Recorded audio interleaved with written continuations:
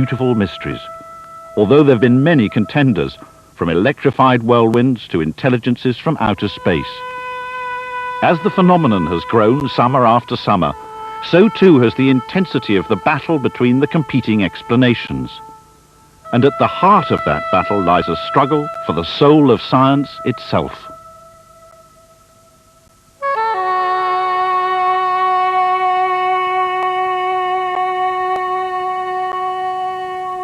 For most of the year, the Westbury White Horse is the major tourist attraction in this part of Wiltshire. But then, as summer comes, a new tourist attraction springs up: crop circles. These circles, up to 300 feet in diameter, appear mysteriously, often at dead of night.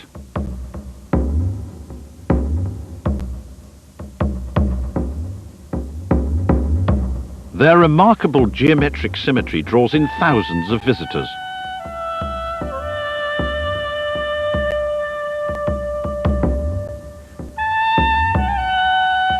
Many are driven to do more than just look.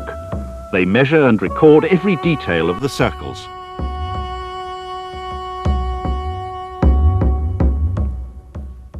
Throughout the summer months, new circles appear. Their imprint becomes even sharper in a ripe and brittle crop.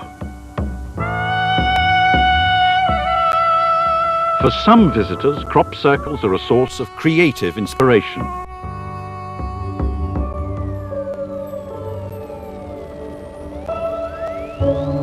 The corn spiral dance was inspired by the crop circles at Silbury Hill in 1989.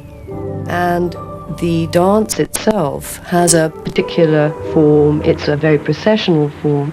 It also is, it has symbols in it of the crop itself, of corn.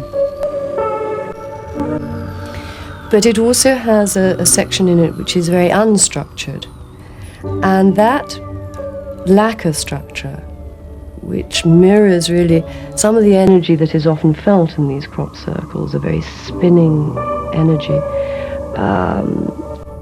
very much mirrors the situation that we have, this challenge of these crop circles. We don't really understand them, we don't know what they're about. So we have the challenge between, if you like, the scientific form that we're used to and the metaphysical or the spiritual. Others come into crop circles for psychic communion. And I had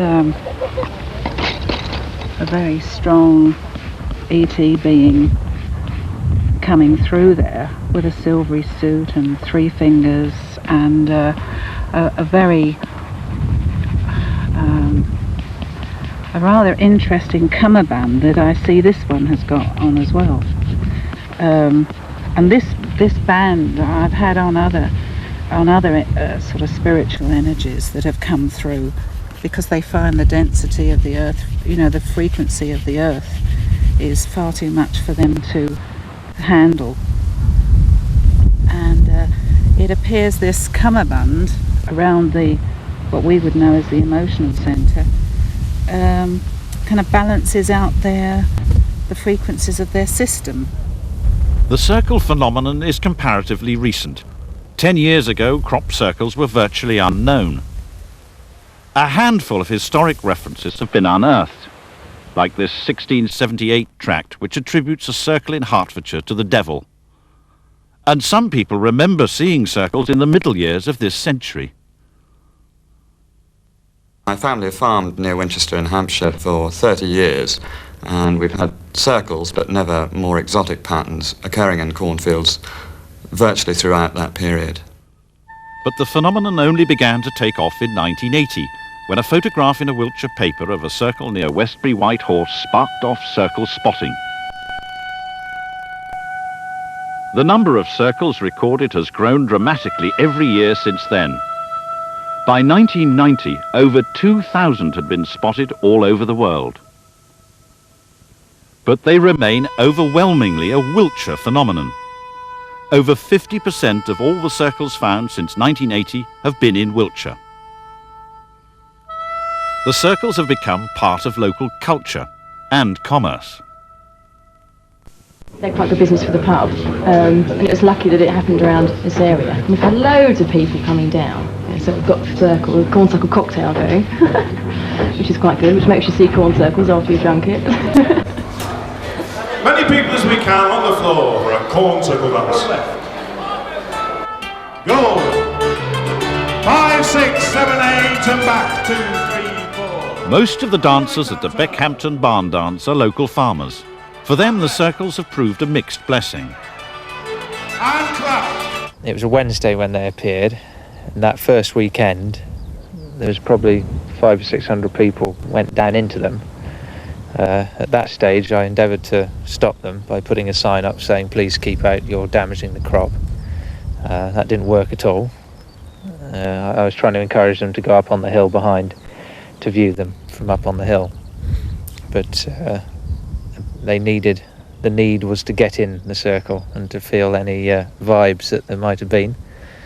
So rather than discourage them, I put a caravan down a little chute, which was the only way into the field. So that was a fortunate point from my point of view of controlling people coming into the field, and people were very willing to come down, pay to go in and see them, and they were satisfied and I was satisfied. So yes, I mean about 5,000 to 7,000 people, I suppose, came through. By last summer, crop circles had become big news far further afield than Wiltshire. Somebody's only gone and trampled down our corn in the top field, that's all. It was flattened in shapes and patterns. What's it mean? It's a sign, if you ask me. Sign of what? The Lord works in mysterious ways.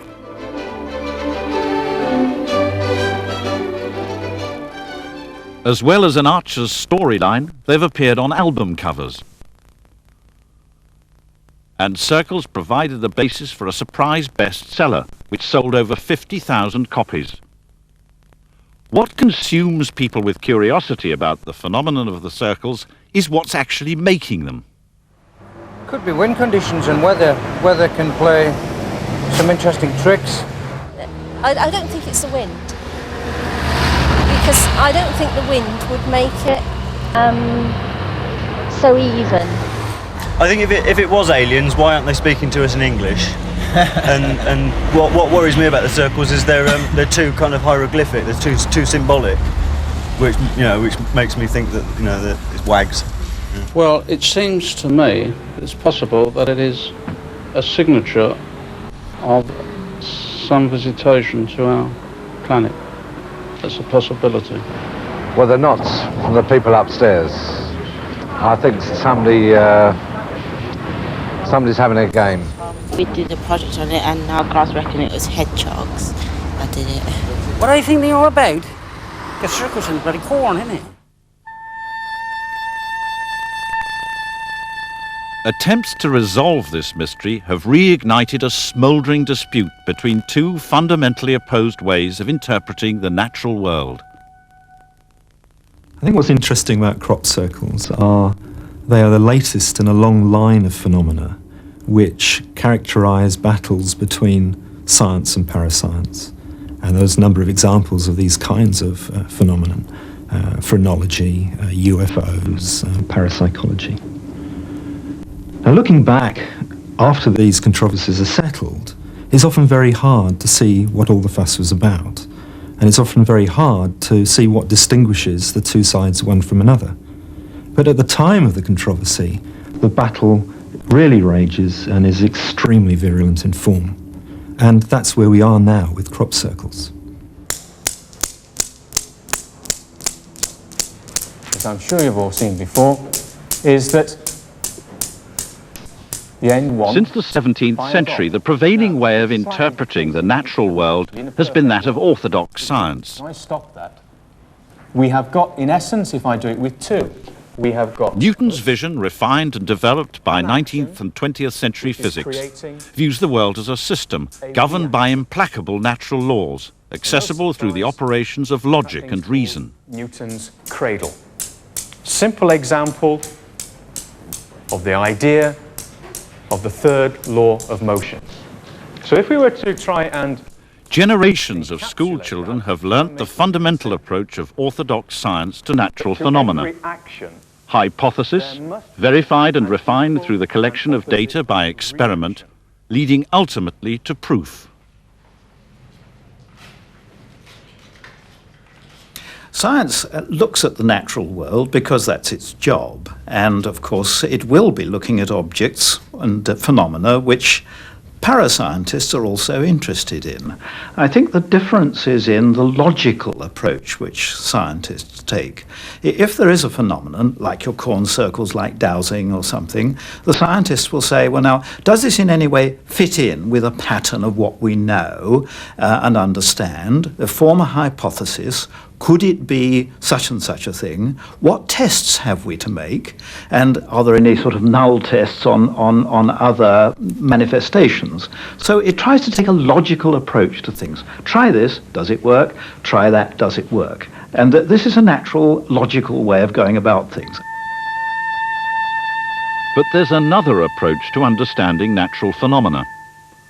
Although its roots go back to before Newtonian science, it's primarily a reaction against the domination of a mechanistic approach.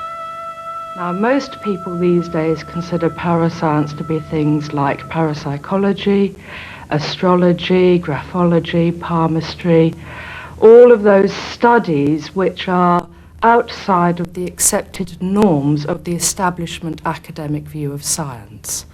So what we're talking about really are people who study things that don't fit in with the classical Newtonian, reductionist, mechanistic view that the Western world has held for the last 300 years. I think we're all interested in mystery. We all prefer to think that there are mysteries out there that science can't boil down to boring equations.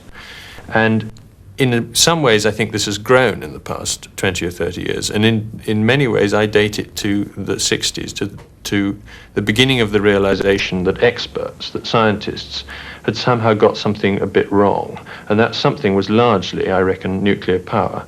That the reassurances and the promises given about nuclear power turned out in a way to be wrong. And it was from that a sort of doubt about the expert, about whether to believe him or not, has been creeping in more and more.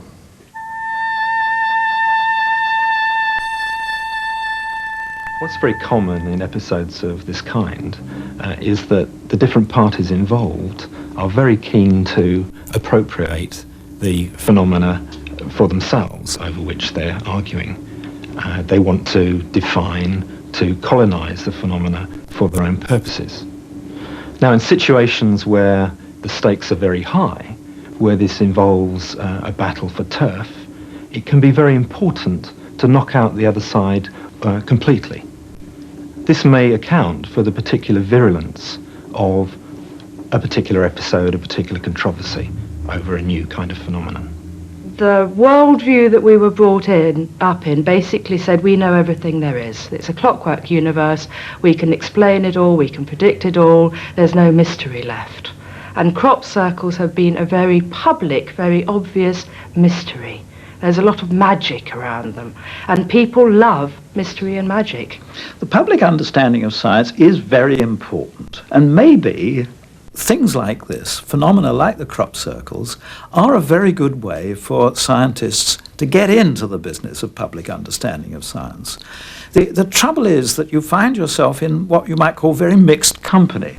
And it's all very well on a program like this, discussing fairly seriously what's happening, but you do find yourself amongst people who use terms very loosely, energy and ley lines and all this sort of rubbish, and the discussion becomes very, very difficult because they are convinced of a deep psychic significance in these things, and they're unbudgeable.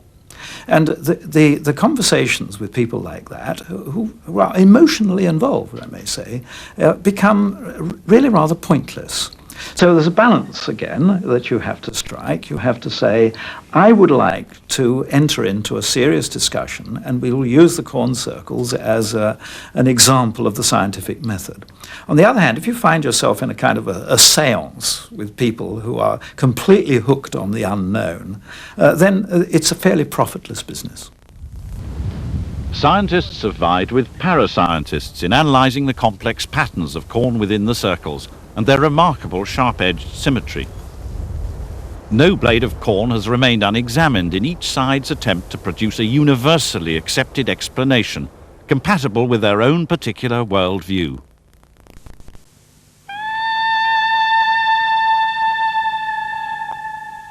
For many adherents of parascience, the basis of an explanation starts with a circle's geographical location. In the 1960s, Neolithic monuments like Silbury Hill came to be seen as embodiments of mystical power. Hippies flocked to the sites dotted throughout Wiltshire. And their belief that powerful but inexplicable spiritual energies flow from such sites has since taken root in a wider community. Dowsing, an ancient craft still used by many farmers to locate sources of water, has become a popular way of trying to locate spiritual energies. The traditional hazelwood twig has been replaced by metal rods. Dowsers believe they'll cross over or open out when held over sources of water or energy. When I talk about energy, I don't mean it in the sense of raw electricity or something like that, which can be picked up on a meter. I'm looking at it from the point of view that we are like a battery, and our hands show a plus and minus in effect, and we are picking up that energy, which we believe to be electromagnetic or electrostatic. And to many dowsers, the mysterious crop circles are potent sources of such energy. I'm now walking into the energy field here, and as we come into the energy fields, the rods automatically open like that. Now, you may feel that, having all watched the Paul Daniels show, that this is a very easy bit of magic to detect. So I'm going to show you that it isn't an involuntary reflex of my hands. I've got here two holders made out of barrows, and in this way I shan't actually be touching the rods at all as I come in. And I step gently back again out of the energy field. There's a bit of a wobble on them, obviously because of the wind, but if we walk gently into the energy field here like that, you'll see that exactly the same thing in fact happens. So that dowsing is a reality, it works. Many dowsers believe that the energy coming off crop circles flows from invisible lines of energy known as ley lines, which crisscross the globe linking spiritual centres. They find crop circles to be in alignment with the ley lines, and they believe there's some causal connection between the two.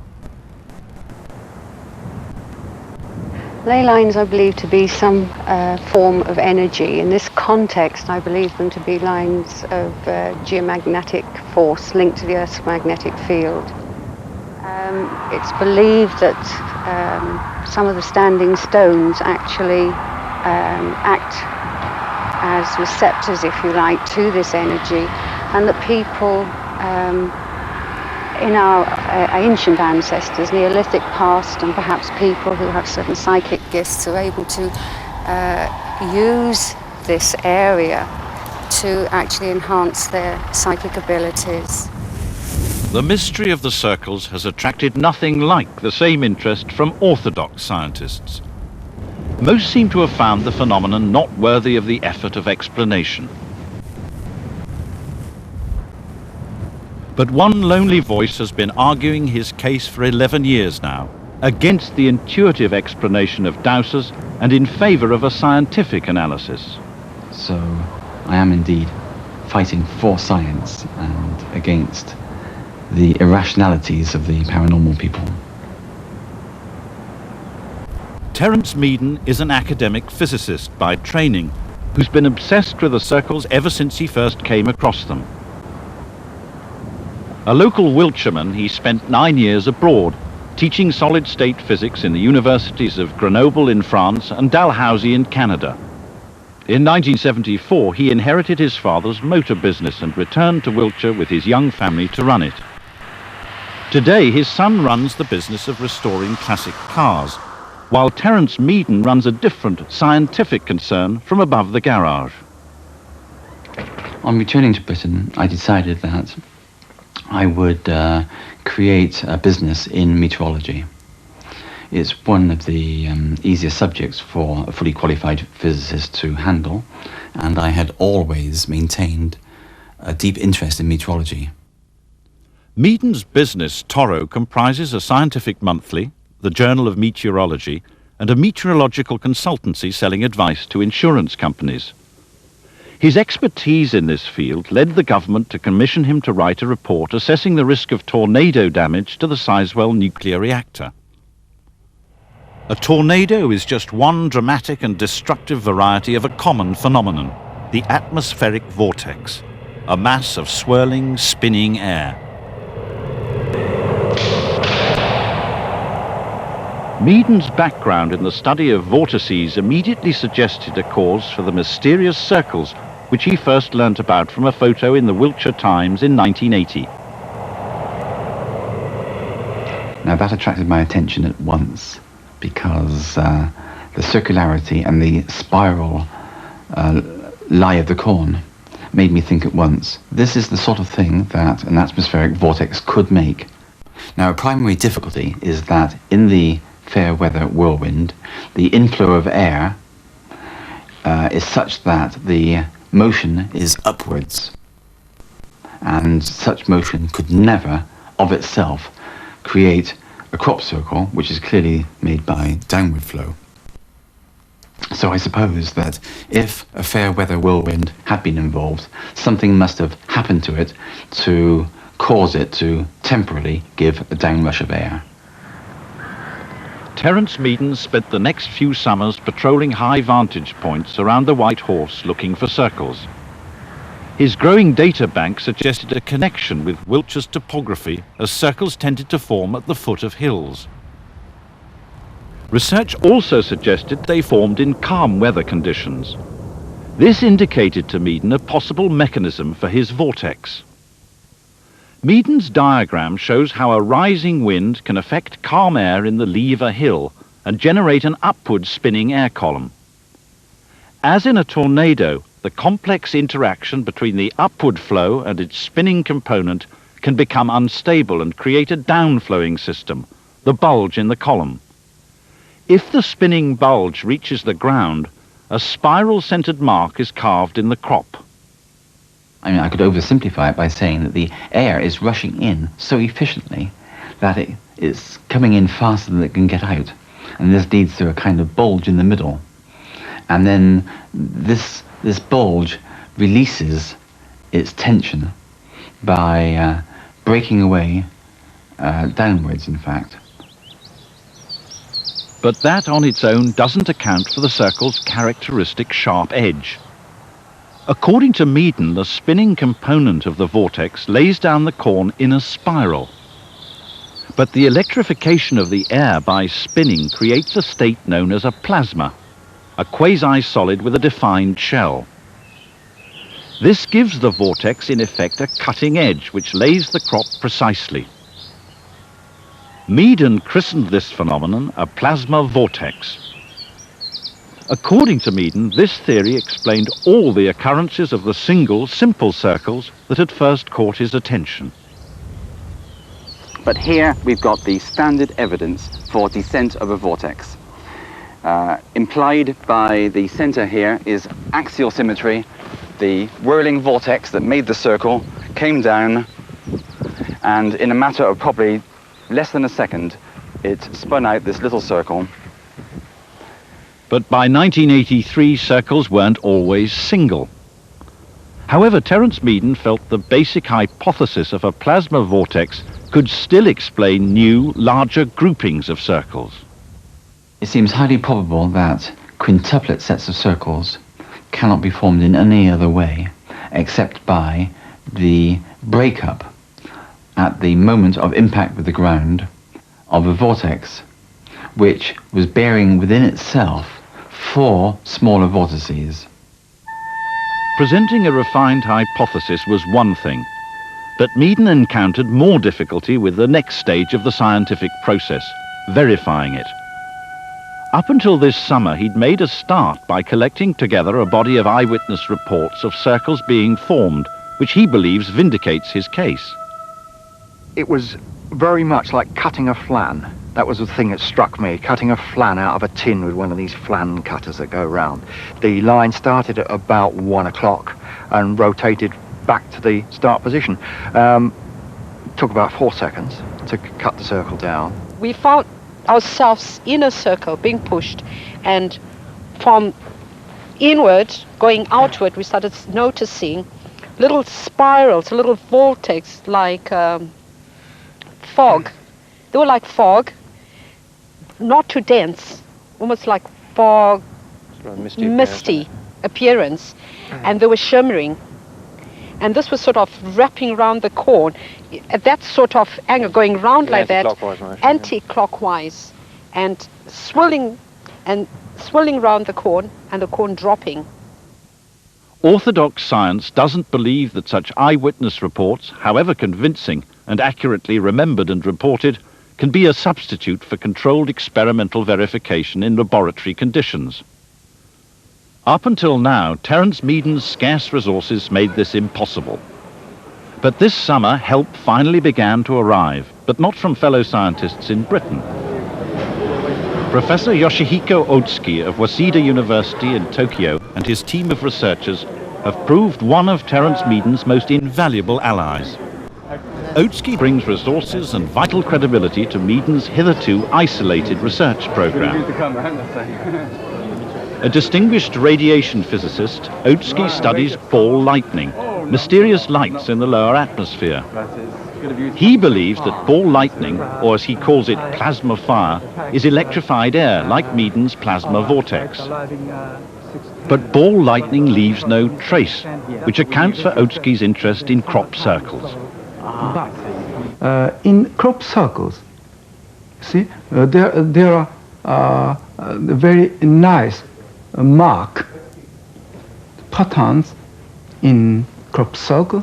So this is very nice for the research works of plasma vortex or the natural plasma fire.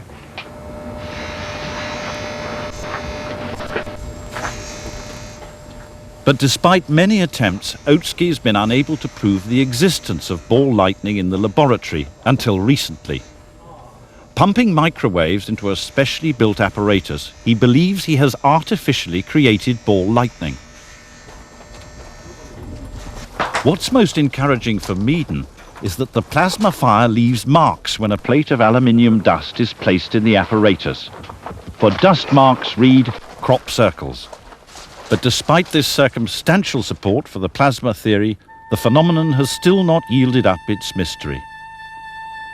This summer has seen new and increasingly complicated patterns in the crops, which has kept the controversy vigorously bubbling over. Over the last 2 years, crop circles have begun to grow increasingly and spectacularly complex. In 1990, 1/3 of the circles in Wiltshire were these complex shapes, so-called pictograms. By this year, the overwhelming majority of the circles in Wiltshire were pictograms. This has caused a new controversy to blow up over Meaden's explanation that plasma vortices are responsible. The problem about the crop formations is that they started in a very small way 10 years ago, and they have been growing in elaboration. You can trace patterns of development over the succeeding years. In the last 2 years, they've become enormous. They've become immensely complicated. And nature as a whole doesn't perform like this in this sort of way with this sort of thing. Now, if this is say, let us argue, a wind formation, a very strange sort of wind, let's say call it the plasma vortex effect. Now, if the plasma vortex effect is a true hypothesis, it should have been going on for thousands of years. There should have been formations like this all over England and the world, seen by people and recorded for hundreds of years. And yet there's no evidence at all that this is the case. So we are dealing with something that's quite different from a natural effect of nature. And this is why I think we have to move into a new paradigm, which involves intelligence, something purposive, and something quite different from what we are used to in the late 20th century. In 1990, a new organisation was set up to monitor the circles and look for new explanations. Good morning, ladies and gentlemen. Welcome to the summer conference of the Centre for Crop Circle Studies. The Centre for Crop Circle Studies, or CCCS, which now has 950 members, is the brainchild of two men. Michael Green, the chairman, is an archaeologist working for English Heritage. And Ralph Noyes, the secretary, is a retired under-secretary from the Ministry of Defence. Both had developed a fascination with the circles, but found themselves dissatisfied with Meaden's scientific explanation. I think a decisive moment for me was the moment in 1986 when these circles, which had begun to group themselves into quite interesting patterns, for the first time put a ring around themselves. We had a ring circle. Terence, I think, found this very surprising, and he had to elaborate his model quite a bit. And I began to feel we really have got a most interesting race between a good scientist and a developing phenomenon. In 1989, we had, right at the end of that year, a very big rotational event divided into 4 quadrants, in each of which the grain was combed out in a linear manner, turning at right angles in each quadrant. And I said to myself and to friends, that cannot be simply an atmospheric vortex, however elaborate Terence is making it. Let us have a look at this thing. The point is that CCCS acts as an umbrella organisation for all those who lean towards a parascientific explanation. Some continue to believe the circles derive from spiritual force fields like ley lines. But influential members at the core of the organisation are developing an alternative theory, that the circles are the work of non-human intelligences. He said, you've actually recorded this scientifically. a lot of people are looking for messages in the corn, as it were, nowadays. I'm tempted almost to say corny messages. Now, I think one has to put one's self in the shoes, if that's not too far-fetched a term, for an intelligence coming from outside. How would you try and communicate with a skeptical, unbelieving human public? One of the ways I think I would try would not be to write great big letters, "We are here, we love you," across the middle of the fields of England. And I think one positive way, a timeless way, is to use something which they call in the East a mandala. Now, this is a symbol of reality, a symbol of being, a symbol of God. And most of the formations that we've been looking at this year and here are in fact great symbols in this sense. Those who believe this theory argue it hasn't been arrived at lightly. As well as rejecting the plasma vortex hypothesis, CCCS examines other possibilities like electromagnetic or agricultural change. They believe that such phenomena cannot on their own explain the circles and are forced to conclude a non-human intelligence can be the only possible explanation. When this parascientific theory began to surface, Terence Meaden immediately dismissed it. He explained pictograms scientifically, making only a relatively minor modification to his theory. He suggested that sunspots, solar storms which cause intense electrical activity in the upper atmosphere and which have an 11-year cycle that peaked in 1990, were exaggerating the unstable behavior of his plasma vortices. I'm merely suggesting that in addition, there could be Earth circulating currents induced by the upper air currents, which in turn affect locally the electric field of the Earth. and hence play a role too in the stability or instability of the vortices that make the circles. Meaden's modification failed to convince the parascientists, who argued that while violent solar events may well wreak havoc on Earth, it's inherently implausible that they could effect designer damage. Science and parascience continue to be locked in conflict, leaving many locals who've experienced crop circles at first hand uncertain what to think. Quite a nice. Yes. I think this was probably standing up a little bit when it was formed. A little bit like that, I would guess. Yes, it would have been. And that's now been knocked over by people walking on it. Terence Meaden and CCCS field officer Dowser Richard Andrews both try to win Farmer Robin Butler over to their understanding of the cause of pictograms.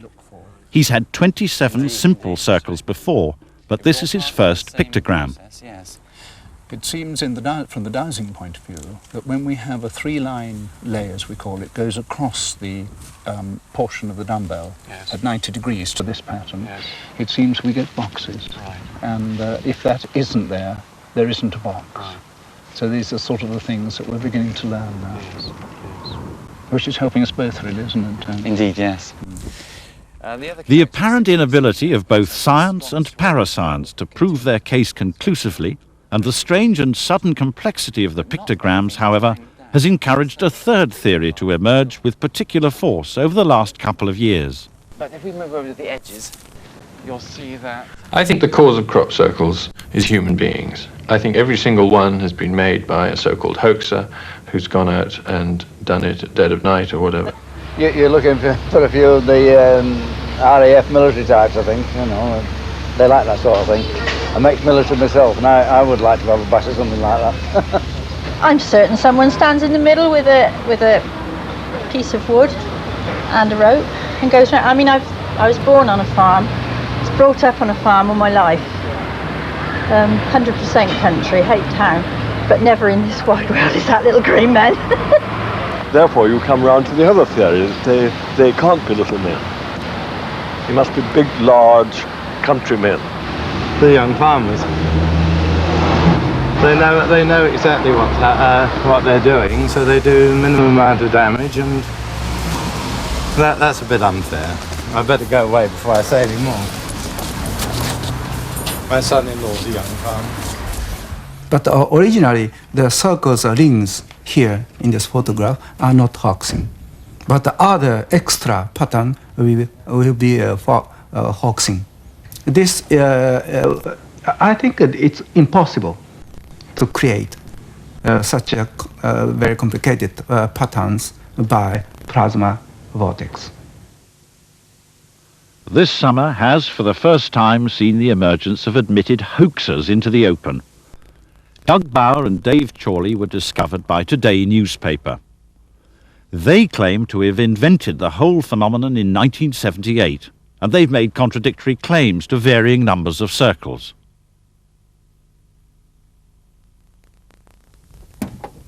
Others began hoaxing for the first time this year. A group of physicists from Southampton University, calling themselves the Wessex Skeptics, set out this summer to show how easy it was to make a crop circle.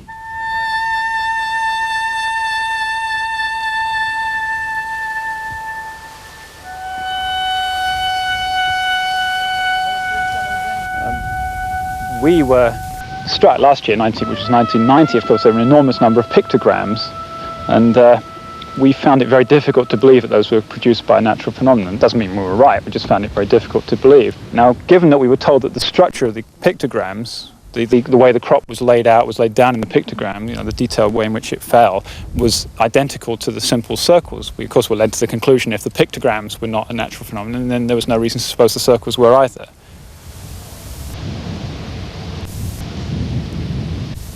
The Wessex Skeptics attracted the opposition of both Meaden and CCCS, who accused them of interfering with their attempts to solve this mystery. I consider these hoaxes a complete waste of time. It costs a lot of people a lot of money, photography, flying aircraft, and of course, time is the essence of our research. CCCS has been set up to solve the problems of the corn circle, in the sense that we will look into the hoaxing problem and we will find ways of beating it. Actually, we suspect you of hoaxing other circles. There have been so many done this year. We know you've made some, and we suspect you've made others you've not told us about. You've seen the ones we've made. We made them in Chris Cutler's farm. I assume you've been there, or somebody in one Yes, of your we've group been has there. been there. Our point is that you have made others too. You have created, that you've given us. Would you You are now deny- giving us criteria. But have which you we made can, any or not? Yes, we've made circles. Other than the ones at Chris Cutler's farm and these? Have I made any other than those? Yes, I've made some. Yes. Well, I will.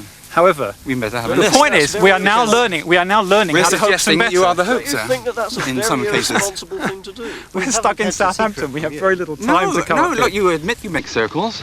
We've never made any ourselves. We're finding Well, them. maybe you should try to make them. Don't you we think you should try to make them? We to found see- some hoax circles. We think you've made more than you've told us about. Don't you think you should try to make some and see whether you can duplicate the effects you think you see? But the skeptics persist. They believe creating circles is a good way of testing the validity of the rival theories. If the theory is good in their view, it ought to be able to distinguish a naturally created circle from a man-made one. The farmers are finding them now. Equinox filmed them making a circle in a field belonging to an organic farm run by Martin Pitt, just outside Marlborough. They created one main circle with 3 satellite circles placed away from the tractor tram lines. Pick your way through here very carefully. Yeah. Then go and get that bird one. Here. We've got trolleys down there. Then we'll go and get them. Right, okay. That circle was extremely ambitious in the sense that we decided to make one fairly large. We decided to make one that would look as though it was made by a plasma vortex. We had all sorts of fancy stuff, quite a lot of organisation, and we started designing it a couple of days before. Then things started to go wrong when we first came into the field and realised that our original site, rather ironically, was wrecked by wind damage, so we had to move to a different site. We had to redesign it and we had to reassign roles at very short notice. So there was a certain amount of chaos when we went into the field, but the surveying was fairly successful. And we then just reverted to a very crude technique of rolling and trampling, just to actually produce something that might look good from the air, but we don't really know. 6 days later, the hoax was discovered independently. A field officer from the Centre for Crop Circle Studies, Busty Taylor, doused it to find out if it was genuine, and then he gave his opinion. That we have a really complex one here, and it's absolutely amazing what this is telling us here. We have the opposite rotation, which we had in 1989. We have the quarter sections appearing, the petalous sections appearing. It's really a cracker. Terence Meaden also discovered its existence independently, and he too verified it. The circle formation on Martin Pitt's land consists of simple round circles, which pleased me very much to see, because they were so typical of the ones I've been looking at all these years. They didn't have those complex, strange shapes which so many other systems have had this year and last year. But in detail, they had a lot of complex structure. A kind of petal effect, a braiding, a plaiting, and a layering, which showed the difficulty that any hoaxer would have to manage to contrive to follow if he wished to copy it. In fact, it was a system that was too hard to copy, and yet was of the simple variety nevertheless. Genuine in every way. Admittedly, the Wessex skeptics were able to make their circle with the permission of the farmer, who cleared away damning evidence of human involvement, like 2 forgotten balls of string.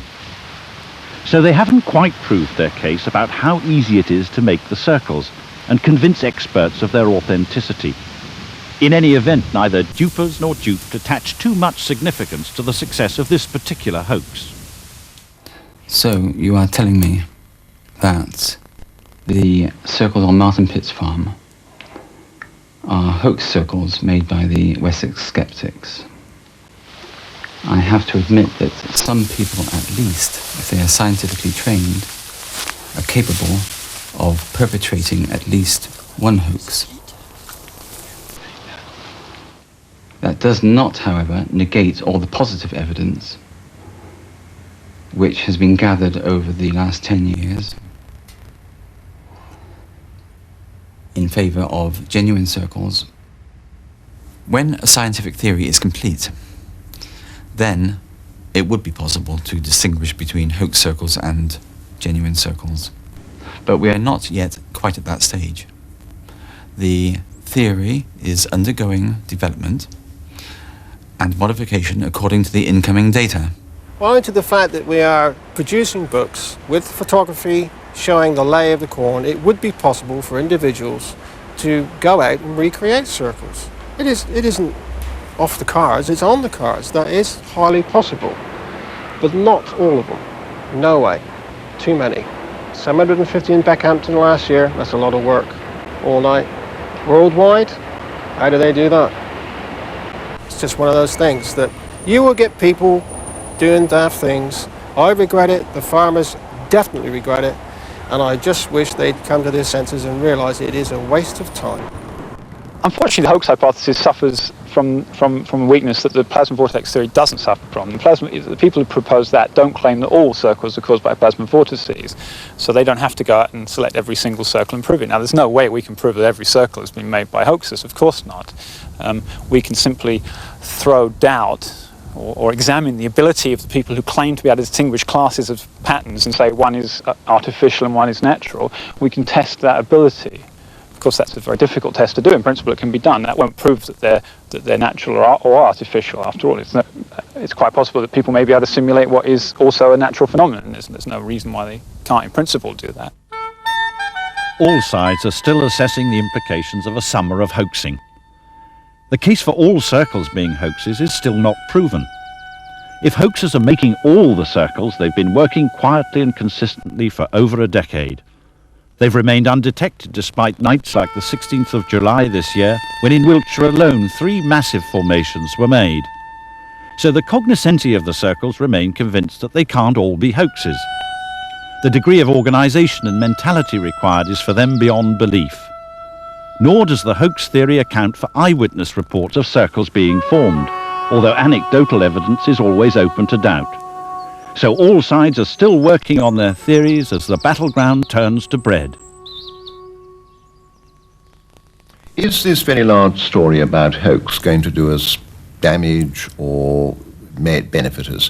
Well, it's going to do some damage to the subject in the short term, because any serious research organisation, like a university department, who might have been interested, and we think some might have been quite soon, in giving us a bit of funding for research, is going to shy off at the moment.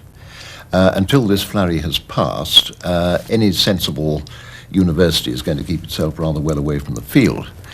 But in the long run, and quite quickly, I think this is going to benefit us enormously, because it has brought out into the open what the discussion is all about. Either this thing is Terence Meaden's vortex and the rest is hoax, or it is something more as well. And after a summer of many hoaxes, Terence Meaden has refined his theory still further.